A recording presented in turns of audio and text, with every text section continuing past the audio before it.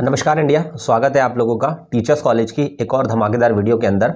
आज की इस वीडियो में डिस्कस करने वाले, अगर आप पार्ट ए के अंदर 90 प्लस मार्क्स लाना चाहते हो तो इन 5 बातों का ज़रूर ध्यान रखें।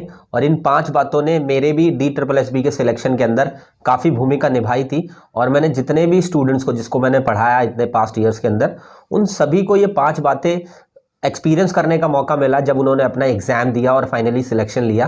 तो आप भी इन बातों के जरिए अपने सिलेक्शंस के अंदर हेल्प देख सकते हैं। इस वीडियो के अंदर हम डिस्कस ये भी करेंगे कि आपको जीरो से ही हर एक सब्जेक्ट को स्टार्ट करना चाहिए, क्यों करना चाहिए, इस वीडियो के अंदर हम जानने की कोशिश करेंगे।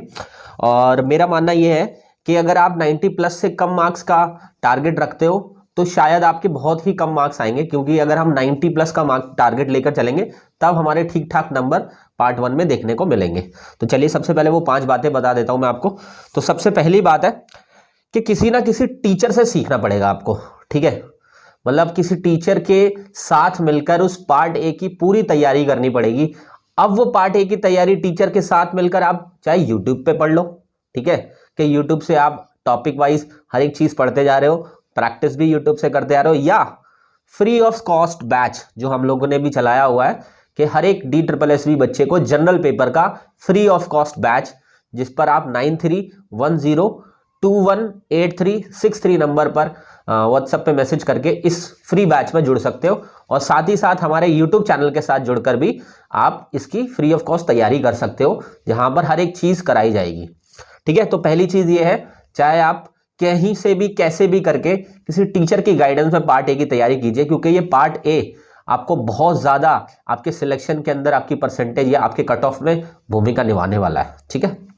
सेकंड बात, कभी भी ओवर कॉन्फिडेंस में मत आना। Over confidence in the sense, जैसे बहुत सारे बच्चे मैंने देखे जनरली वो कहते हैं हाँ रीजनिंग में तो हम कर लेते हैं, रीजनिंग में मुझे कोई दिक्कत नहीं है। और जिनको मैथ्स आती है वो मैथ्स के लिए कहते हैं अरे मैथ्स में मुझे कोई दिक्कत नहीं है। जिनको इंग्लिश आती है वो कहते हैं अरे इंग्लिश में कोई दिक्कत नहीं है मुझे। और जिनको हिंदी अच्छे से आती है वो कहते हैं नहीं हिंदी में क्या दिक्कत है मेरे को। लेकिन जब एग्जाम होता है, जब उनके नंबर आते हैं, तो उसी सब्जेक्ट में सबसे कम नंबर आते हैं जिसके बारे में वो ओवर कॉन्फिडेंट थे, जिसके बारे में उन्होंने ठीक ढंग से 10 दिन भी पढ़ाई नहीं की थी, ठीक है। तो ओवर कॉन्फिडेंस में बिल्कुल भी मत आना। अगर इवन आपके 20 आउट ऑफ 20 मार्क्स भी आने लग रहे हैं ना किसी भी DSSB के पेपर में सब्जेक्ट वाइज, फिर भी आप उसको पढ़ें, फिर भी आप उसकी प्रैक्टिस करें, ठीक है। तो ये सबसे इंपॉर्टेंट बात बताने जा रहा हूं मैं, क्योंकि मैंने जनरली यही देखा है बच्चों को कि जो स्ट्रांग सब्जेक्ट होते हैं उन पर बिल्कुल भी फोकस नहीं करते। अरे स्ट्रांग है तो उसको और स्ट्रांग बनाओ ना, उसमें से 20 आउट ऑफ 20 नंबर से कम आने भी नहीं चाहिए उसके अंदर, ठीक है। ऐसी कोशिश करो। तो प्लीज ये कोशिश मत करना कि आप ओवर कॉन्फिडेंस में आ जाओ और फिर उस टॉपिक पर या उस सब्जेक्ट पर ध्यान ही देना बंद कर दो, ठीक है। लास्ट तक, मतलब अपनी स्टडी के स्टार्टिंग से लेकर जब तक आपका एग्जाम नहीं होता, उस सब्जेक्ट को भी रोज टाइम देना है, उस सब्जेक्ट की भी रोज प्रैक्टिस करनी है, ठीक है। एक स्ट्रिक्ट प्रैक्टिस के लिए प्लस स्टडी के लिए एक टाइम टेबल फॉलो करो। आप ये डिसाइड करो कि मुझे हर दिन हर सब्जेक्ट की प्रैक्टिस करनी ही करनी है। जैसे फॉर एग्जांपल मान लीजिए हम प्रैक्टिस को और अपने सब्जेक्ट के टॉपिक को पढ़ने के लिए मंडे टू सैटरडे रखते हैं, ठीक है। अब मंडे टू सैटरडे के बीच में मंडे को हमने क्या करा, मंडे को हमारे 5 सब्जेक्ट से पार्ट ए के हमने 5 सब्जेक्ट्स को 1 बाय 1 डिवाइड किया कि मुझे आधा घंटा ये पढ़ना है, GS GK पढ़नी है, 1 घंटा GS GK पढ़नी है, आधा घंटा मुझे मैथ्स के क्वेश्चन सॉल्व करने हैं या 1 घंटा सॉल्व करने हैं, या इसी तरीके से रीजनिंग के क्वेश्चन सॉल्व करने हैं मुझे, इसी तरीके से मुझे हिंदी के अंदर कंटेंट पढ़ना है या प्रैक्टिस करनी है, इसी तरीके से हमारा इंग्लिश का भी सेम कि मुझे क्या कंटेंट पढ़ना है, चाहे यूट्यूब से पढ़ना है, चाहे फ्री बैच में पढ़ना है, चाहे कहीं पेड बैच के अंदर पढ़ना है, वो डिसाइड कर लो। उसी सेम एज आप प्रैक्टिस भी डिसाइड कर लो। मतलब डेली हर सब्जेक्ट को पढ़ना भी है, डेली हर सब्जेक्ट की प्रैक्टिस भी करनी है। और वीक के एंड में, दैट मींस संडे या सैटरडे को पूरा, जैसे पार्ट ए होता है ना पूरा, जिसमें 5 सब्जेक्ट्स होते हैं, उस 5 सब्जेक्ट को एक साथ सॉल्व करके देखना है, जिससे आपको पता चलेगा टाइम मैनेज करना, जिससे आपको पता चलेगा कि क्वेश्चंस कैसे सॉल्व किए जाते हैं, जिससे आपको पता चल जाएगा कि आपकी एक्यूरेसी कितनी आ रही है, जिससे आपको पता चल जाएगा आपकी स्पीड क्या बन रही है। तो डेली आपको सब्जेक्ट वाइज करने हैं और वीक के एंड में आपको पूरा पेपर करना है। मतलब 5 सब्जेक्ट्स एक साथ पेपर लेकर बैठना है, जिसको आपको एटलीस्ट 60 मिनट्स मिलते हैं ना, तो आप उसको 50 मिनट्स में खत्म करने की कोशिश करो।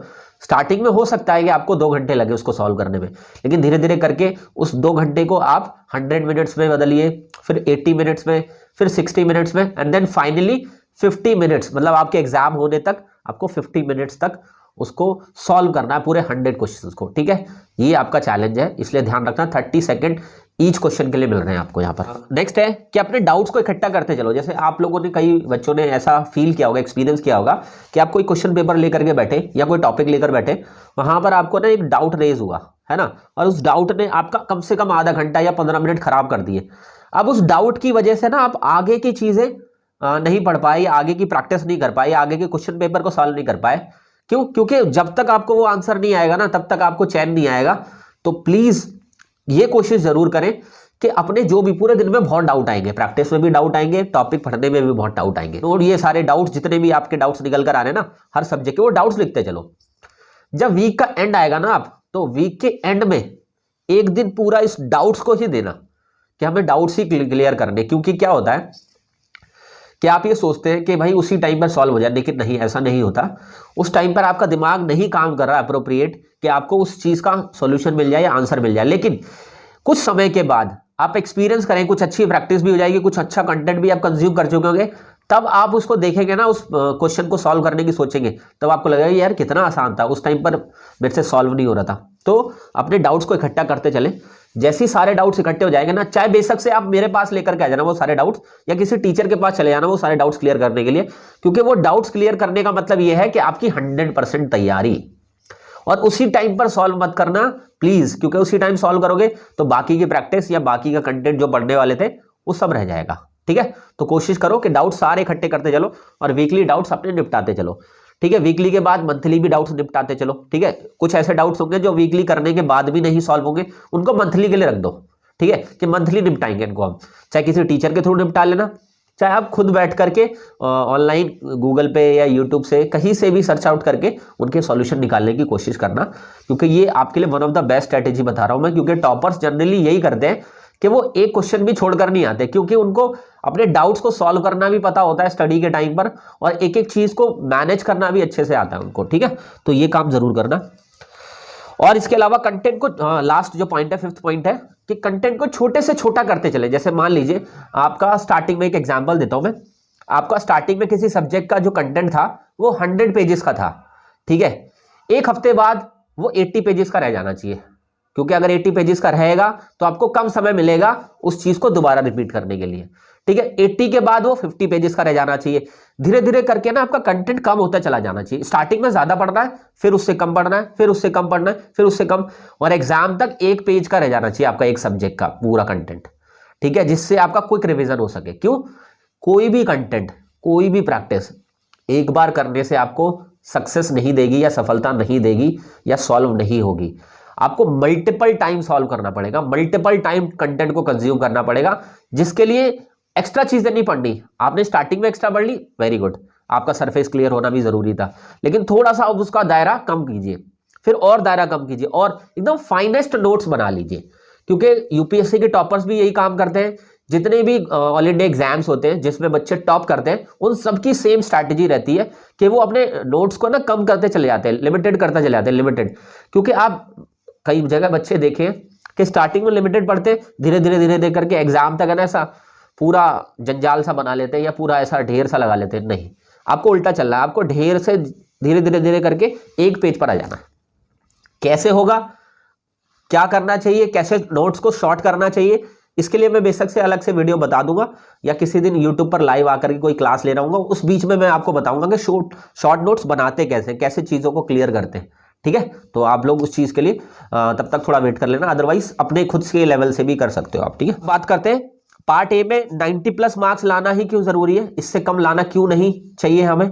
तो देखो, एक छोटा सा सिंपल सा लॉजिक है कि अगर आप मान लीजिए 100 को टारगेट करते हैं, तो 100 को टारगेट करने के बाद आपके मार्क्स नहीं आएंगे 100, नो डाउट नहीं आएंगे, लेकिन आपके उसके आसपास तो आने की उम्मीद होगी ना, क्योंकि आपने तैयारी 100 की थी। 100 की तैयारी करने के बाद आप 90, 85 इसके अराउंड आ पाएंगे ना आप।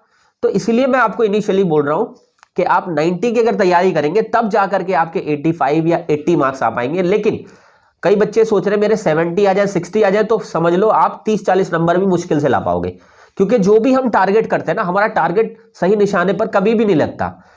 मुझे भी पता है कि नहीं लगेगा, इसलिए मैंने आपको बोला कि 90 का टारगेट लो, जब चीजें और क्लियर हो जाए तो उसको 100 का बढ़ा देना, क्योंकि निशाना ना भी लगे अगर चूकेगा भी ना निशाना तो उसके आसपास ही गिरेगा, ठीक है।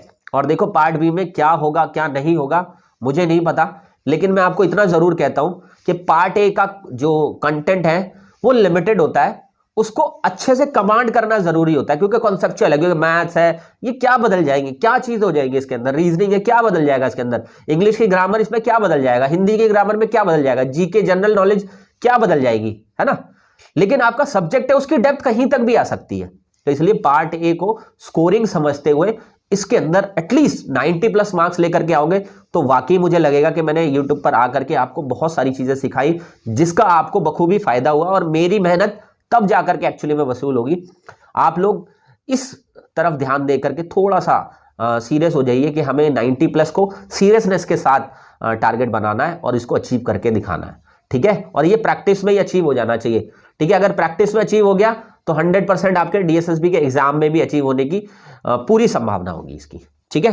तो आई होप मैंने आपको सारी चीजें बताई होंगी, ये 5 पॉइंट आपकी जिंदगी बदल देंगे सीरियसली। पार्ट ए की अंदर आपकी अच्छे से कमांड भी कराएंगे, और पार्ट ए की कमांड हो गई तो फॉर श्योर सिलेक्शन भी आपके हाथ में होगा, ठीक है। All the best. कहीं जहां पर भी स्टडी करते हो, जिस भी रूम में स्टडी करते हो, चाहे आप हाउसवाइफ हो, चाहे आप स्टूडेंट हो, चाहे वर्किंग हो, प्रोफेशनल हो, कोई भी, चाहे आप किसी प्राइवेट स्कूल में टीचर हो, जहां भी आप स्टडी करते हो वहां पर अपना टारगेट लिख लो, part A and part B दोनों का टारगेट लिख लो। फिर उसके अकॉर्डिंग जब आपको सामने मंजिल होती है ना, तो रास्ता ऑटोमेटिकली आपके सामने नजर आने लगता है। तो इसलिए मंजिल को अपने सामने रखो, जब भी कोई बात हो, जब भी कोई सब्जेक्ट लेकर बैठो, कोई भी टॉपिक लेकर बैठो, पूरा 100% सीख कर निकलना है उसमें से। पहली बार में 100% नहीं सीखोगे, ये भी बता दूं मैं आपको, ठीक है। उसको मल्टीपल टाइम पढ़ना पड़ेगा, मल्टीपल टाइम के लिए उसको शॉर्ट भी करते चलना, ठीक है।